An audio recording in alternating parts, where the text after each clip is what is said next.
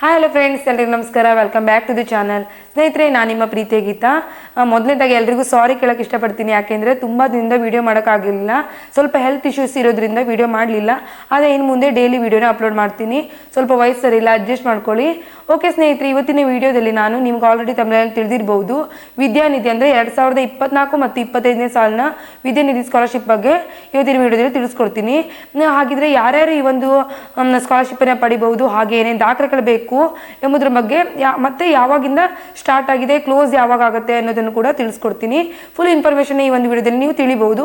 ಹಾಗಿದ್ರೆ ನೀವು ವಿಡಿಯೋನ ಎಲ್ಲೂ ಸ್ಕಿಪ್ ಮಾಡದೆ ಬಿಗಿನಿಂಗ್ ಇಂದ ಎಂಡ್ ವರೆಗೂ ವಾಚ್ ಮಾಡಿದ್ರೆ ಮಾತ್ರ ನಾ ಹೇಳುವಂಥ ಇನ್ಫಾರ್ಮೇಷನ್ ನಿಮಗೆ ಸರಿಯಾಗಿ ತಿಳಿಬಹುದು. ಎಲ್ಲಿ ಸ್ಕಿಪ್ ಮಾಡದೆ ನೋಡಿ. ಮತ್ತೆ ಯಾರು ಹೊಸದಾಗಿ ನನ್ನ ವಿಡಿಯೋನ ನೋಡ್ತಾ ಇದ್ದಾರೆ, ದಯವಿಟ್ಟು ಚಾನೆಲ್ನ ಸಬ್ಸ್ಕ್ರೈಬ್ ಮಾಡ್ಕೊಂಡು ನೋಡಿ. ಬನ್ನಿ ಇವತ್ತಿನ ವಿಡಿಯೋನ ಸ್ಟಾರ್ಟ್ ಮಾಡೋಣ. ಓಕೆ ಸ್ನೇಹಿತರೆ, ಈ ಒಂದು ವಿದ್ಯಾನಿಧಿ ಸ್ಕಾಲರ್ಶಿಪ್ ಅನ್ನ ಯಾರೆಲ್ಲ ಪಡಿಬಹುದು ಅಂತ ನೋಡೋದಾದ್ರೆ, ನೀವು 10ನೇ ತರಗತಿ ನಂತರದ ವಿದ್ಯಾಭ್ಯಾಸ ಅಂದ್ರೆ PUC ಮಾಡ್ತಾ ಇದ್ರೆ ಅಥವಾ PUC ನಂತರದ ವಿದ್ಯಾಭ್ಯಾಸವನ್ನ ಮಾಡ್ತಾ ಇದ್ರೆ ಅಂತವರೆಲ್ಲ ಈ ಒಂದು ಸ್ಕಾಲರ್ಶಿಪ್ ಅನ್ನ ಪಡಿಬಹುದು. ಮತ್ತು ಈ ಒಂದು ಸ್ಕಾಲರ್ಶಿಪ್ ಅಲ್ಲಿ ನಿಮ್ಗೆ ಎಷ್ಟು ಅಮೌಂಟ್ ಬರುತ್ತೆ ಅಂತ ನೋಡೋದಾದ್ರೆ 3,000ದಿಂದ 11,000ವರೆಗೂ ಕೂಡ ನೀವು ಸ್ಕಾಲರ್ಶಿಪ್ ಅನ್ನ ಈಸಿಯಾಗಿ ಪಡಿಬಹುದು.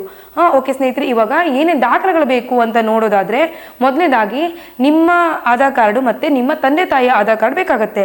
ಹಾಗೆ ಆಧಾರ್ ಕಾರ್ಡಿಗೆ ಯಾವ ನಂಬರ್ ಇರುತ್ತೆ ನೋಡಿ, ಆ ನಂಬರ್ ಇರುವಂತ ಮೊಬೈಲ್ ಬೇಕಾಗುತ್ತೆ. OTP ಬರುತ್ತೆ.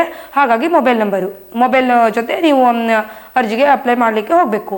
ಇನ್ನು ನೆಕ್ಸ್ಟು ಬ್ಯಾಂಕ್ ಪಾಸ್ ಪುಸ್ತಕ ಬೇಕಾಗುತ್ತೆ ಮತ್ತು DL ಬ್ಯಾಡ್ ನಂಬರ್ ಬೇಕಾಗುತ್ತೆ. ಈಗ DL ಬ್ಯಾಡ್ ನಂಬರ್ ಅಂತ ಅಂದ ಕೂಡಲೇ ನಿಮ್ಗೆ ಅರ್ಥ ಆಗಿರಬೇಕು, ಈ ಒಂದು ಸ್ಕಾಲರ್ಶಿಪ್ ಅನ್ನು ಪಡೀಲಿಕ್ಕೆ ನಿಮ್ಮ ತಂದೆ ಅಥವಾ ತಾಯಿ ಆಟೋ ಚಾಲಕರು ಅಥವಾ ಟ್ಯಾಕ್ಸಿ ಚಾಲಕರಾಗಿರ್ಬೇಕು. ಹಾಗಿದ್ರೆ ಮಾತ್ರ ನೀವು ಈ ಒಂದು ವಿದ್ಯಾನಿಧಿ ಸ್ಕಾಲರ್ಶಿಪ್ ಅನ್ನು ಪಡಿಬಹುದು. ಹಾಗೂ ಹಿಂದಿನ ವರ್ಷದ ಅಂಕಪಟ್ಟಿ ಬೇಕಾಗುತ್ತೆ. ಅಂದ್ರೆ ನೀವು ಈಗ PUC ಮಾಡ್ತಾ ಇದ್ರಿ ಅಂದ್ರೆ ಹಿಂದಿನ ವರ್ಷ ಯಾವ ವರ್ಷದಲ್ಲಿ ಅಂದ್ರೆ SLC ಅಂಕಪಟ್ಟಿನ ನೀಡಬೇಕಾಗುತ್ತೆ.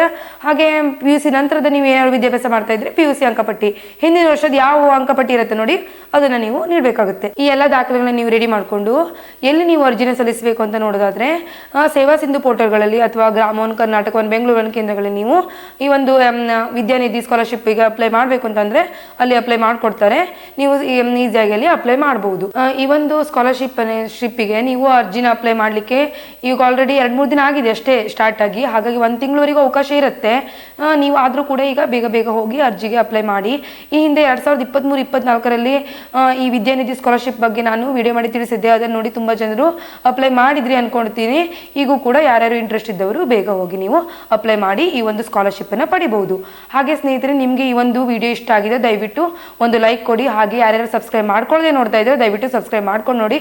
ಹಾಗೆ ನನ್ನ ಸಬ್ಸ್ಕ್ರೈಬರ್ ಅಲ್ಲಿ ಒಂದು ವಿನಂತಿ ಏನಂದ್ರೆ, ನಾನು ತುಂಬಾನೇ ನಿಮ್ಗೆ ಅಪ್ಡೇಟ್ಸ್ ತುಂಬಾ ವಿಷಯದ ಬಗ್ಗೆ ಅಪ್ಡೇಟ್ಸ್ ನೀಡಿಲ್ಲ. ಸ್ವಲ್ಪ ಹೆಲ್ತ್ ಇಶ್ಯೂಸ್ ಇರೋದ್ರಿಂದ ಮುಂದಿನ ದಿನಗಳಲ್ಲಿ ತುಂಬಾನೇ ವಿಷಯದ ಬಗ್ಗೆ ನಿಮಗೆ ಅಪ್ಡೇಟ್ ಅನ್ನ ನೀಡ್ತಾ ಹೋಗ್ತೀನಿ. ಹಾಗಾಗಿ ವಿಡಿಯೋನ ಯಾವಾಗೂ ನೋಡ್ತಾ ಇರಿ, ಹೀಗೆ ಸಪೋರ್ಟ್ ಮಾಡ್ತಾ ಇರಿ. ನಾಳೆ ಇನ್ನೊಂದು ವಿಡಿಯೋ ಜೊತೆ ಸಿಗ್ತೀನಿ. ಅಲ್ಲಿವರೆಗೂ ಎಲ್ರಿಗೂ ಧನ್ಯವಾದ. ಬಾಯ್ ಬಾಯ್.